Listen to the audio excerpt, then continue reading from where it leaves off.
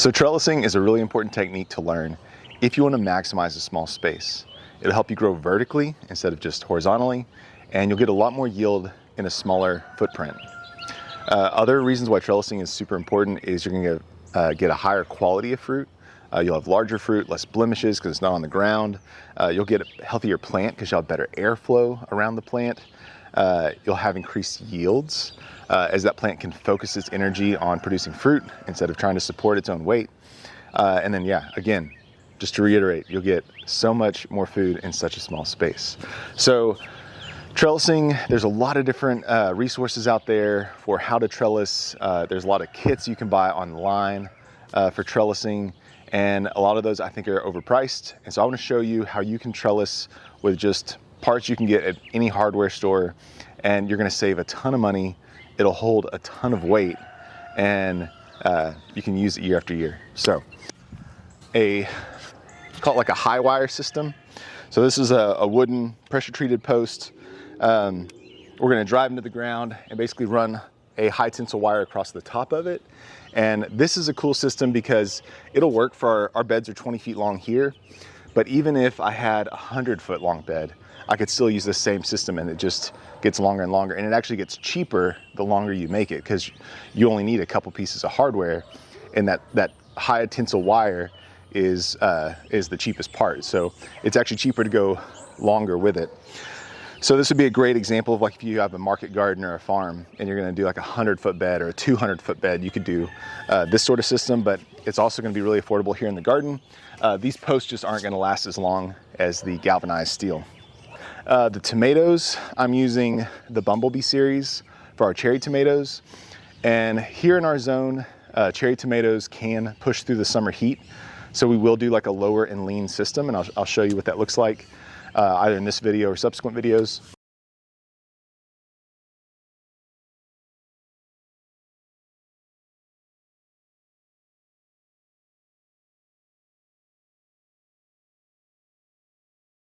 My tomatoes are looking a little rough this year because I kept waiting to put them in the ground so I could film this video.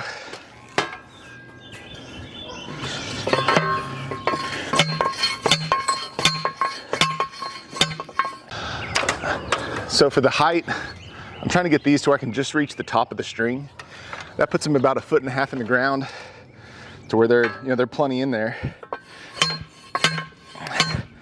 Trying to get them completely vertical so the weight transfers directly down, they don't start to lean. If they do start to lean throughout the season, I can always add some support. All right, so we got the wooden posts. They call them a tree pole or tree stake. They're 8 feet long. We got our tree stakes in. I prefer these over the T-posts.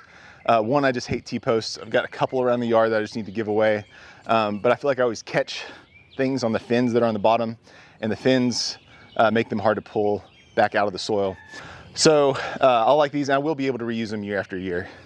I'll just need to kind of store them up out of the moisture in the winter. Same thing with the galvanized top rail. Those even more easily come right out of the ground. So it makes the whole system mobile. So this next fall, I'll be planting my strawberries and my garlic here where the tomatoes are, and so now I can keep my crop rotation and move my system really easily and store it for the winter. All right, so this is our Highwire system for our double-liter lower and lean tomatoes. What that means is each tomato vine has 2 liters or 2 vines, and they're going up to this Highwire string, and I'm going to be able to lower the plant and lean them over as the vine gets longer throughout the season. So the cherry tomatoes will be able to push through the summer, the heirlooms not so much. So the heirlooms, I just put them on a taller trellis and then can basically just pull them out once they're done producing through the summer. Cherries will keep pushing, so I find that they're a little bit more worth doing the lower and lean. So I'm gonna put this in there. I'm just using a ground anchor. So I'm using a ground anchor, a tightener, fence tightener, and then 17 gauge galvanized steel, 100-foot. This should be able to do 3 lines, and this was like $6. So this is a much cheaper option. Each of these are about $8, $10, $4. So all in all, what is that? 50, like less than 80 bucks for both systems.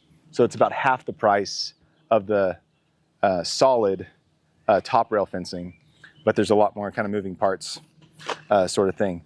The advantage to this Highwire system is it can go 100 feet long, 200 feet long. If I was going 200 feet, I might upgrade to some 14 gauge galvanized steel line. But for this is going to work perfectly for what we want it to do. And this is a very cheap way to trellis a long stretch without needing a lot of material. And it's very affordable. So it's scalable, it's affordable, it's mobile, it's hostile, it's agile, all that good stuff. All right, so I'm just gonna get a tool real quick. I'll put that stick. So my tree posts, my tree stakes are in about every 10 feet, and that'll be more than enough support. And now I'm just gonna work in our ground post about 1.5 feet into the ground. And this stick is a custom tool for driving in these ground screws, and you can find it on my website. Just kidding. So really anything that will work to help you get this screw in the ground.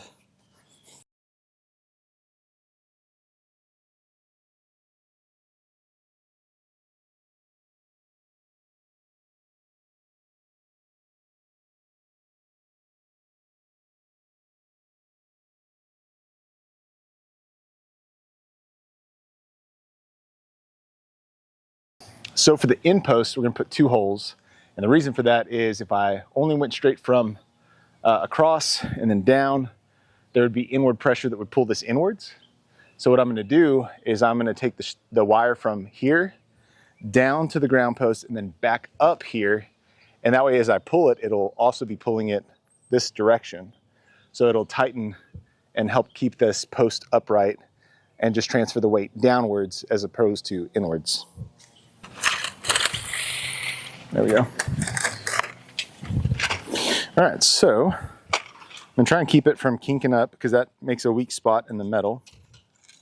And I'm just gonna run it straight through the hole on the top.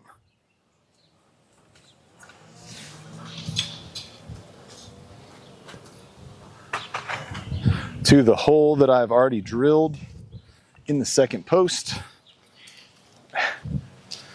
And again, this can go, you could do this 100 feet long.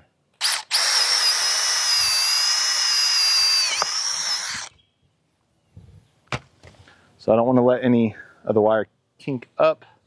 So I've got my ground post in the ground. I have my 17 gauge galvanized steel wire. I've run it through the top. I'm gonna pull more out.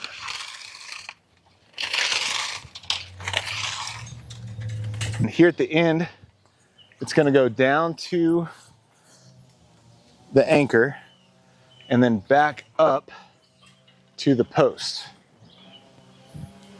So it came in through the top, down to the ground screw, and then back up to the bottom hole to secure it. So that way I can tighten it here, and then that's what's keeping this from pushing inwards, is as I tighten it, it'll actually help pull this pole out a little bit and keep the whole thing really tight.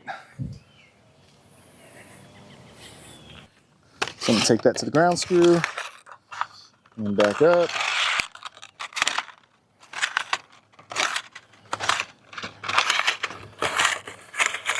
I'm gonna go back up. I'm gonna add about maybe a foot, and then I'm gonna cut it.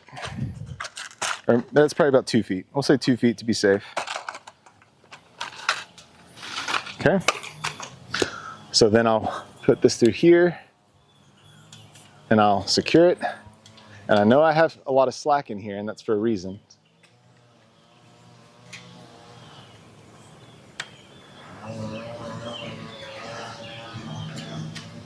So that's going to hold there.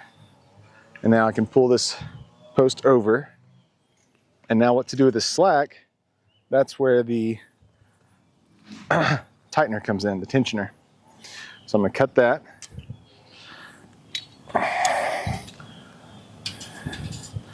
I'm going to go through here, unwrap this.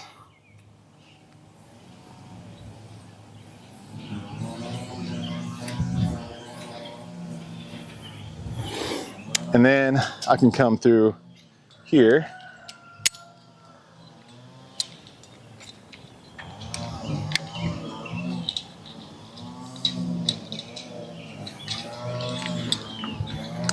Wrap it through my tensioner and then just start tightening that down.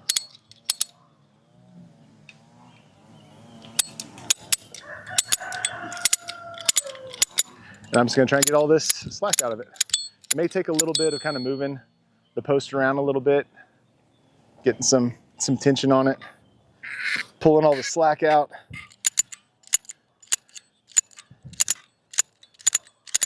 And you'll still have some slack. It's not going to be tight as a drum.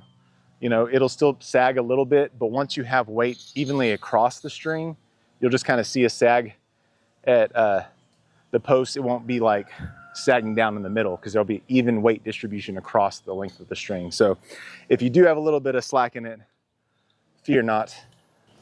I'm just going to hand tighten these for now. And I actually do have a tool that will like really be able to put a lot of tension on that. Though I don't think I'm going to put much more tension than just hand tightening it. I think it'll just start to eat through the wood right there. And if I wanted to protect this and help the string slide a little bit easier, what I could do is get a like a metal tube to go through there to act as kind of a eyelet. Maybe in future iterations of this, or if I was doing a really long run, like 100 feet, I'd probably do that to protect that end and help the wire slide through there a bit easier. But I think I got like the bass drum effect, or bass effect here. So that'll work. And then I'm just gonna tuck in these loose ends so no one gets poked by them.